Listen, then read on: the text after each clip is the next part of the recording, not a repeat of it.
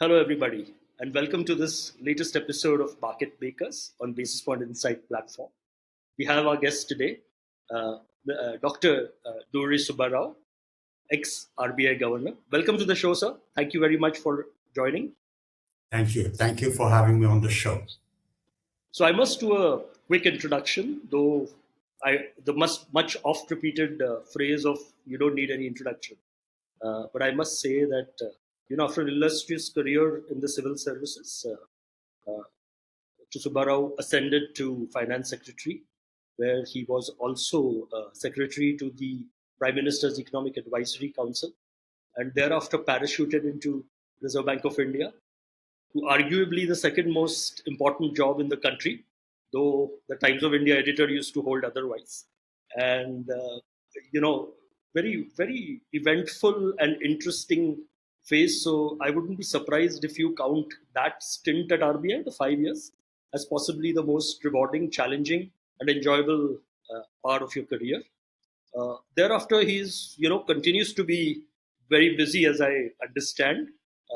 He's written two books, very interesting books. I will attach a link to that at the end of the post.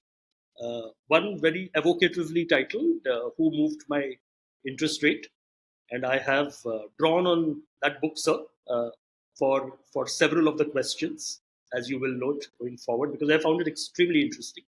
The other one is more autobiographical in nature, but that is also mandatory reading for whoever is interested in financial markets.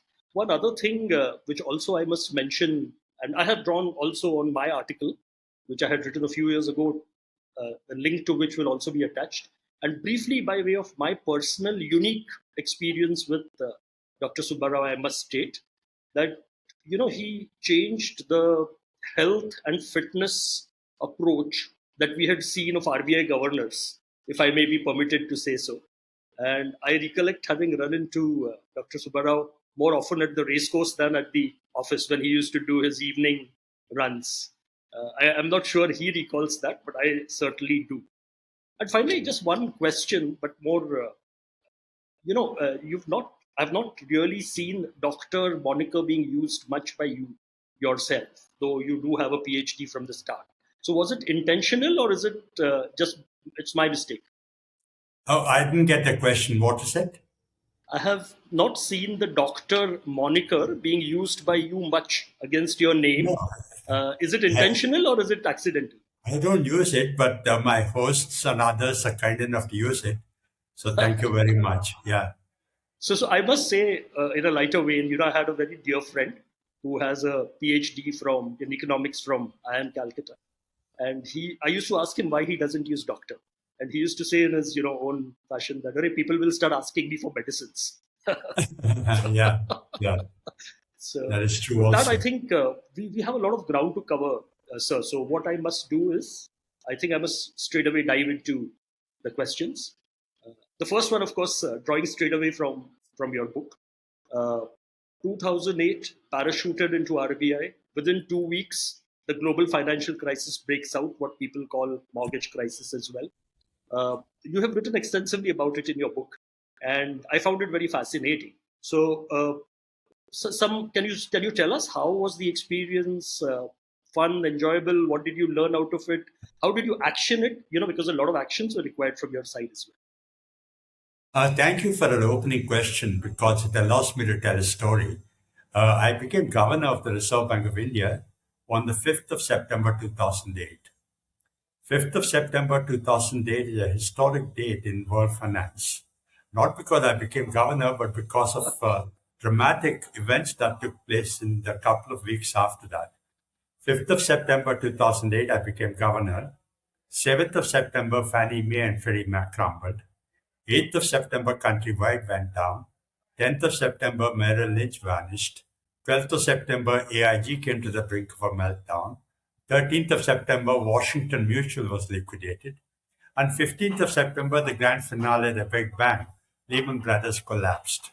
The collapse of Lehman Brothers, their filing for bankruptcy on the 15th of September 2008, plunged the world into a devastating financial crisis. Global finance came to a near-death experience. Global economy was spiraling into a serious downturn.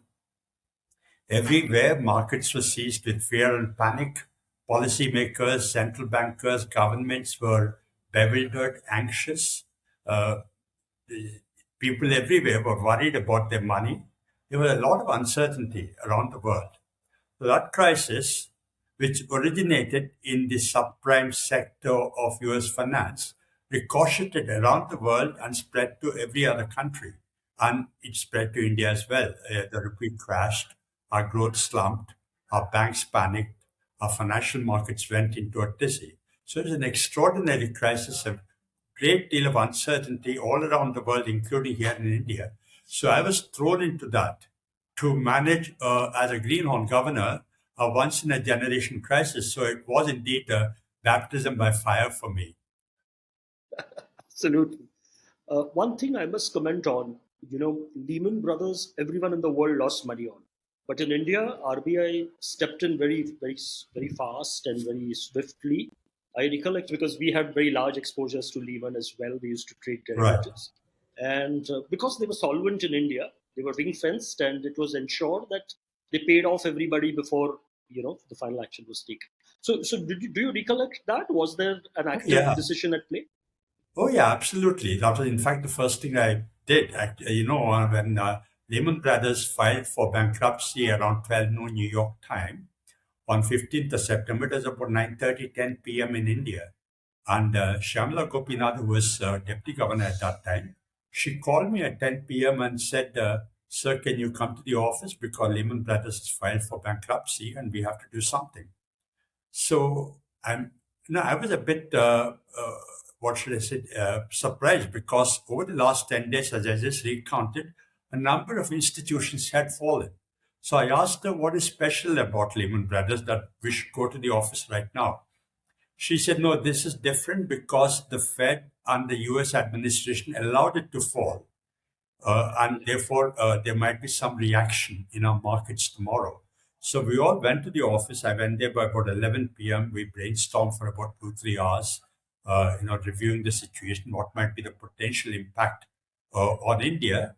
And we ring fenced, as you said, the two subsidiaries of Lehman Brothers. There was a primary dealer and there was a non-bank finance company.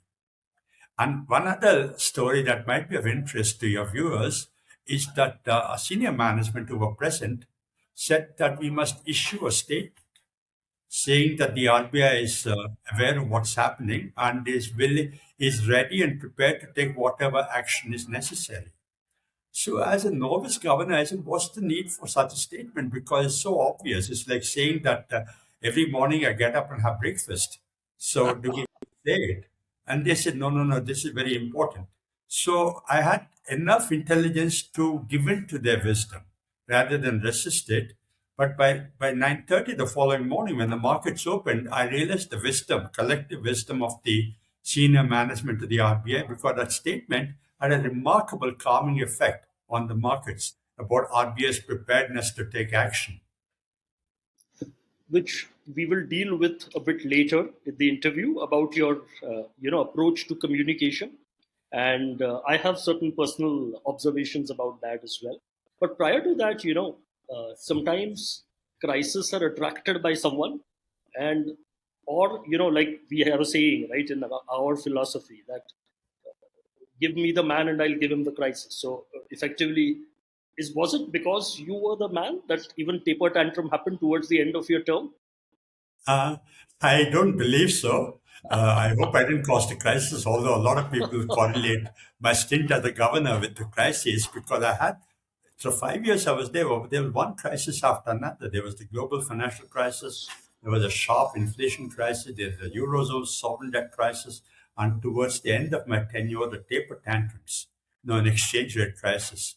As Dr. Rangarajan still says, no governor's tenure is really baptized unless he or she has had an exchange rate crisis. So I was indeed baptized both at the beginning and at the end of my tenure. But the taper tantrums crisis was a totally different animal from the initial crisis, the global financial crisis. No, this is well said what Governor Rajan said, because I, as a market player for 35 years, uh, we say in the market that unless you've seen many downs, you cannot really make money when there are ups. So I can confess that we use that commonly as well on the market side. So that's very Right. true. Coming to the taper tantrum, so-called taper tantrum, 20% depreciation in the currency in a matter of 2 weeks, and we've seen the currency go about 7 or 8% over 6 months, and people are already panicking. How was it like, and what was your approach? Can you share a bit with us about that? Between May and September 2013, during the taper tantrums, the rupee crashed by about 20% peak to trough. And we were one of the fragile five countries which were affected. I keep telling students all around the world, including here in India, uh, my experience managing the taper tantrums is quite different from managing the global financial crisis in very important ways. First of all, when you're managing inflation, you have time to consult, you have time to analyze, think over, sleep over, uh, consult with the stakeholders, consult with your staff. But when it's an exchange rate crisis, you're denied that time because it's happening in real time and you're called upon to act in real time.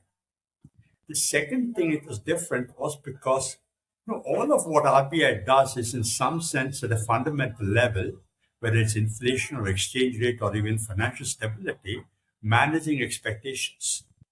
And managing expectations about exchange rate can be quite difficult. It's a different sort of animal.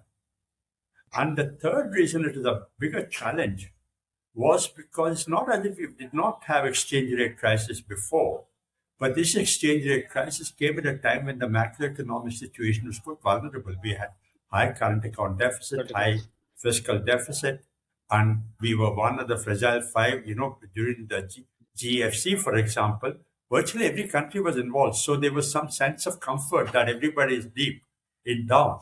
But during taper tantrums, we were one of the fragile five, very difficult macroeconomic situation. So it was very difficult and a different challenge from the global financial crisis. What I will share with you is I was at a foreign bank at that time, heading the global markets business. And of course, I was also FEDI and FIMDA vice chairman. So I was wearing a market hat as well as this. And I I know do, that. Yeah. and I do recollect that in the region where we used to have our trading bosses, so to say, there Right. was widespread panic, and no one believed that India could come out of it. Right. So what I personally found very heartening was that, and I must confess that you did not get the credit you deserved for that, because everything was addressed during your reign. Dr. Rajan had just come. I think he spent a couple of months in the takeover, handing over, and the actual rollout of the FCNR scheme happened during his regime. So obviously he's credited with that. But what I must share with you is that there was widespread consultation on what should be the product, because we had the experience of India development bonds earlier. We had the experience of IMD, India Millennium Bonds, and this time around, State Bank was not prepared to take risk. There were a lot of back and forths relating to that. But all in all, the FCNR was a brilliant scheme, primarily because it led to leverage outside, and ultimately the impact of the currency that came in was significantly higher than what one more thing I would like to add, and please, I'll stop talking. I'm talking too much. Well, what I would like to know is, apart from when this scheme was released, prior to that, in your mind and in the way you dealt with, you know, your DGs, your EDs, or communication with market, was this also one of the things which you used as a model? Because I do know, communication is a big thing in the way you have dealt with during your, tenure. So was this a kind of experimental, time for you to use your communication skills and your, delegation? No, thank you very much for that extensive commentary and the question.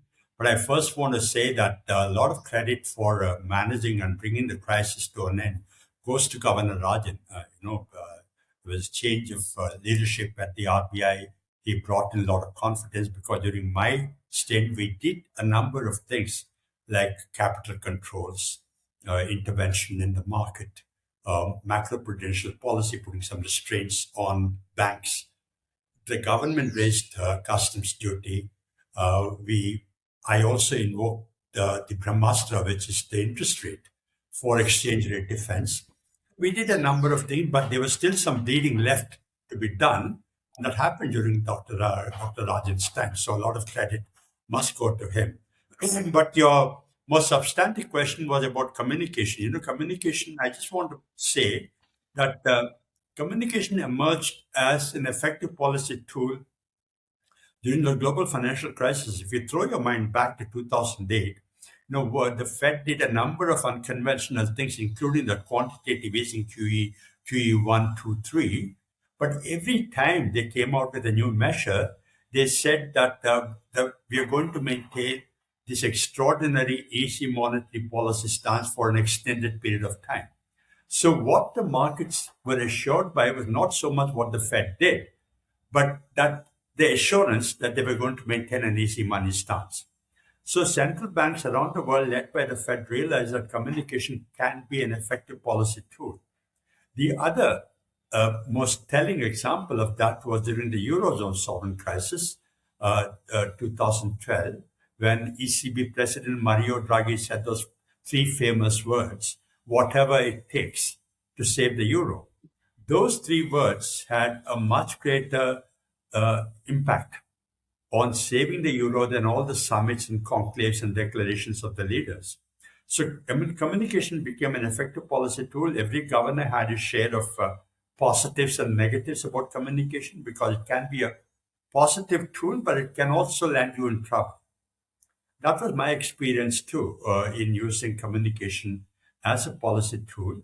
It was helpful to communicate what we were doing, to communicate what we expect would be the outcomes. But I had my own share of fupas as well. Yeah. I can tell you stories. Would you like to talk about that? Yeah, sure. Why not? Like, for example, the taper tantrums that we talked about. I told you we did everything possible. And when the rupee continued to bleed, I invoked what central bankers don't normally do, which is to use monetary policy for exchange rate defense. Because most central banks don't do it. Even if they do it, they won't admit to it. But here, not only did we raise the interest rate by 1 percentage point, which is quite unusual, by 1 percentage point, but also went to the rooftops saying that we did this in order to stabilize the rupee. The reason we did that was to communicate to the markets that the Reserve Bank is focused on stabilizing the rupee. But if you recall that time, that interest rate hike of 100 basis points came at a time when there was a lot of talk about stagflation in the economy, high inflation, low growth. So all of you markets and editors and commentators and analysts on the TV shows that night and the editorials the following morning in the print media said that the RBI raised interest rate, tightened policy. It's going to have an impact on growth, which is already slumping. So, we were worried. There was a media conference at 11 a.m. that morning. And I knew that the media, the first question they would ask me was exactly this, the impact of this monetary policy tightening on growth. So as expected, I walked into the room. The first question was indeed that. So like a student who got an expected question in the exam, I said, yeah, we are aware of that. We are sensitive to growth concerns. But we had to do this in order to stabilize the rupee with no intention of maintaining a tight monetary policy stance beyond necessary. We will withdraw it as soon as possible. I said exactly what was in the statement. I said exactly what every editor commentator said. I thought I'd aced the answer, but within half an hour, the market reaction was unforgiving. The rupee slipped by about 5% in half an hour. I was bewildered, anxious. What did I say wrong? What did I communicate wrong? I said exactly what was in the statement. So I huddled with some of the senior management, and they said two things. First, in your communication, you were what the market wanted to hear was that the Reserve Bank's undivided attention is now on the rupee. Nothing else matters. Instead, you muffled communication by saying, oh, I'm worried about growth, I'm worried about inflation, I'm worried about exchange rate. So you muffled that. The second thing they said that you did not show enough confidence. Your shoulders were drooping, your face was thoughtful, so you sounded apprehensive. And somebody wrote an editorial saying that the governor was not an alpha male. No, I Oops. googled what an alpha male is, and even to this date, I don't know whether not being an alpha male is a badge of honor or something to be embarrassed about. But that is an example of communication for you because, as I keep saying in my classes, you can't tell markets how to behave. Markets are capricious and they react in a way which would be quite contrary to how you would expect they would behave to your actions or your communication. So this concludes part one of my very interesting interview with Dr. Subbarao. I hope all of you enjoyed it as much as I enjoyed doing it. And watch out for the second part, which we will release a bit later.